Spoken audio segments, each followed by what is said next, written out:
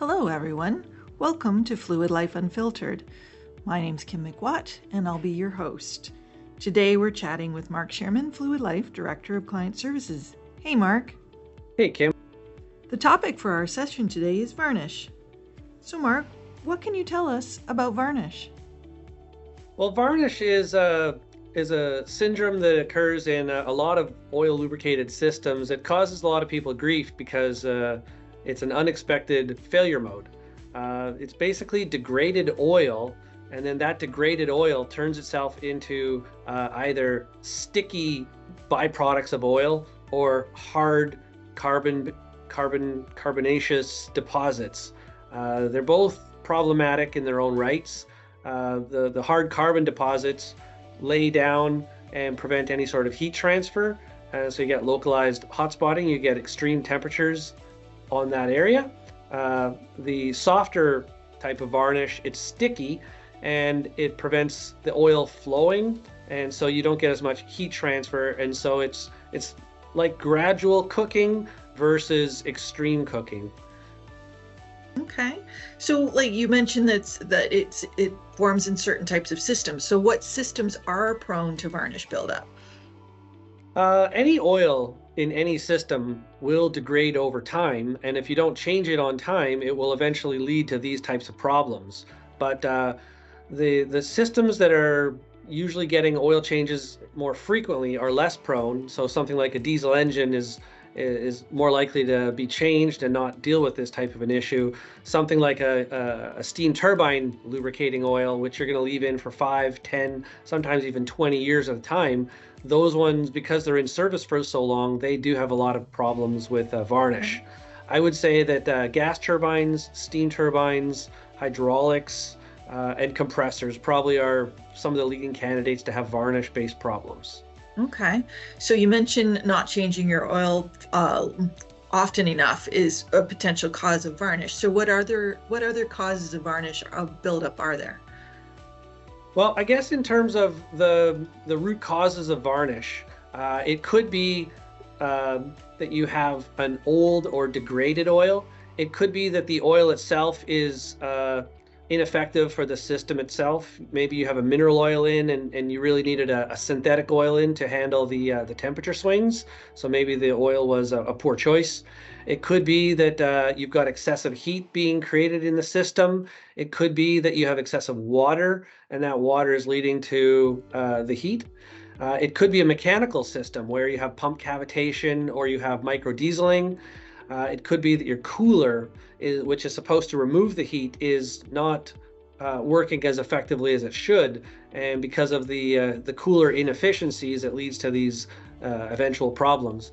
It also could be something where you have vapor lock taking place in your reservoir, where your system is creating heat and a lot of that heat is escaping out of the breather. And for whatever reason, if your breather is plugged, then the heat can't escape and you tend to get vapor lock, and that leads to foam in the system. And the foam is not a terribly great lubricant. So then the effects of varnish on this system, like can it cause a lot of damage, or does it cause like tremendous amount of problems? Yeah, so the way that oils degrade is they start off and you go through chemical changes, and then after those chemical changes occur, you then start to see physical changes. So the varnish formation is a physical change. And so you would tend to see varnish toward the later stages of the failure.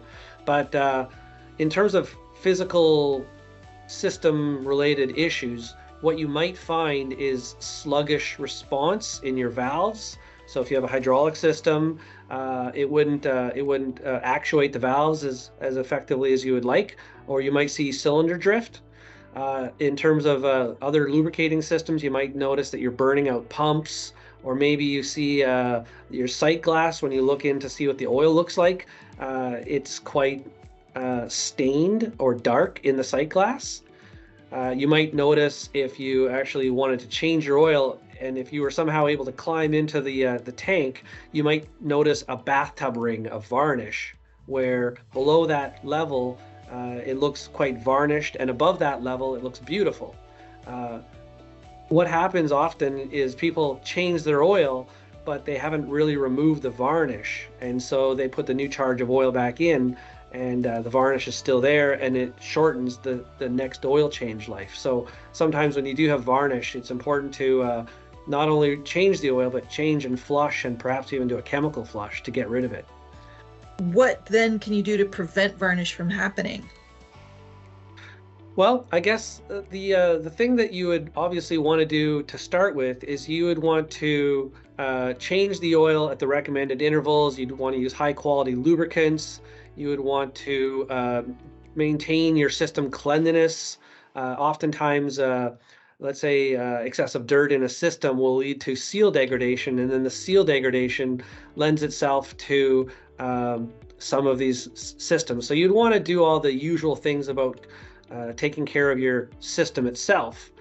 But in addition to that, what you can do is you can supplement the existing framework of filtration through additional filters. You can purchase additional filters, whether they are hydrostatic filters or depth media filters, balanced charge agglomeration filters, or absorption resin filters. All of these things are intended to remove varnish once it forms. So you mentioned that you want to make sure you remove it. So if somebody doesn't remove varnish, what could potentially happen to your system? So if you leave varnish and you let it run wild, what varnish will tend to do is it will start off with creating small performance or operational issues, such as a sluggish response.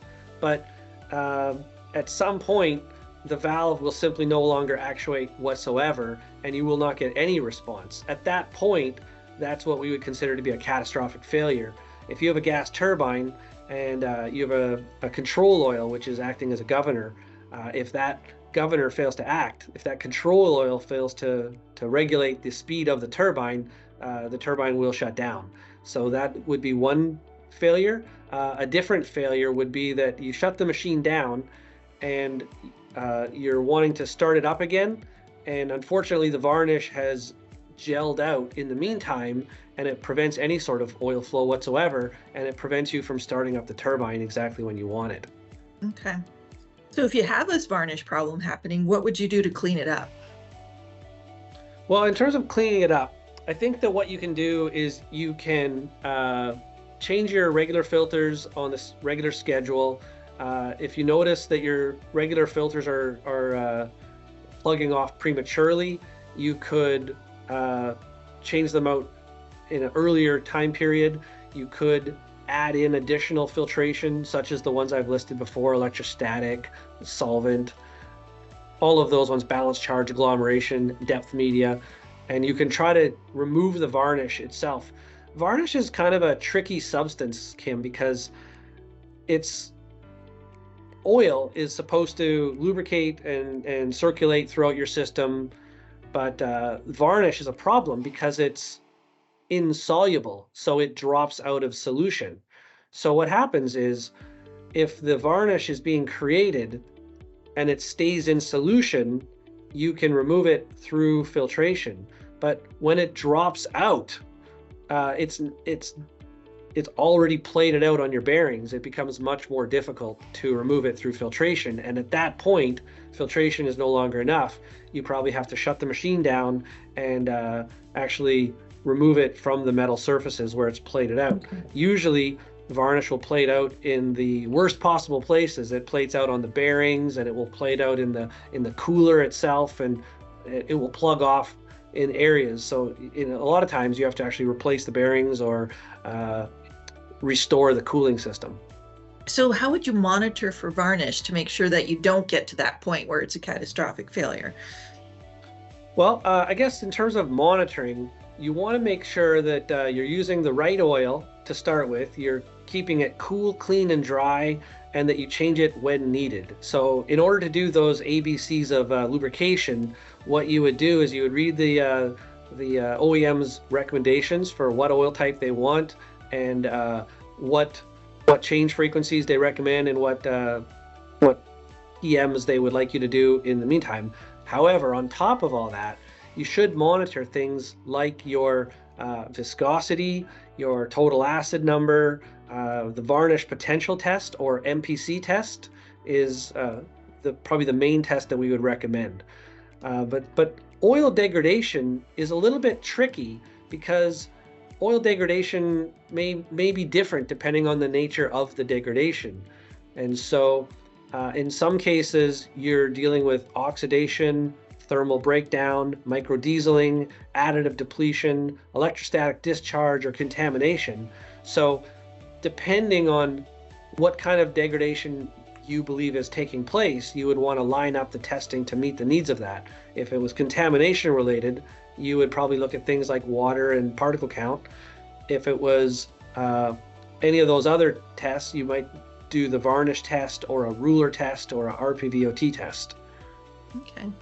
In your estimation, then, what is the best thing to do on an ongoing routine basis from a testing perspective? I think for traditional oil types, we would recommend our plant 4 test if you are concerned about varnish, which includes viscosity, ICP, acid number, particle count, water contamination, and varnish levels. We would recommend to do that every 3 months on, let's say, a hydraulic or a turbine. If it happens to be a gas turbine where it's starting up and shutting down quite often, not only would we recommend you doing it more frequently, like on a monthly basis, but it's important to specify that varnish, you shouldn't overreact to one number. The varnish, you're expecting it to increase over time. So you might see the varnish levels go from, on a scale of 1 to 100, which the varnish test uses, you might see it go from 5 to 10 to 20 to 30. But throughout the 5 years that the oil remains in service, you might notice that it goes from 5 to 20 to 10 to 25 to 15 to 30. You might see some ups and downs in a sawtooth type manner. And you shouldn't overreact to any one test result, but rather you should look at the overall trend and then compare that against operational issues. So do you have any final comments in general that you'd like to make about varnish for our listeners today? If there's one thing I want to point out is that varnish as a concept, we've covered the theoreticals of varnish, but the specifics of each customer's individual unit, there's a lot of variation between that. And so Fluid Life would like to help our customers. If you would like to get in touch with us, please feel free to contact us, and we'll be more than happy to walk you through the effects of this problem on your system in specifics. Thank you, Mark. Well, that's it for our Fluid Life Unfiltered podcast for today. Hope you have a great afternoon, and if you need any information, you can always go to our website at www.fluidlife.com. Take care.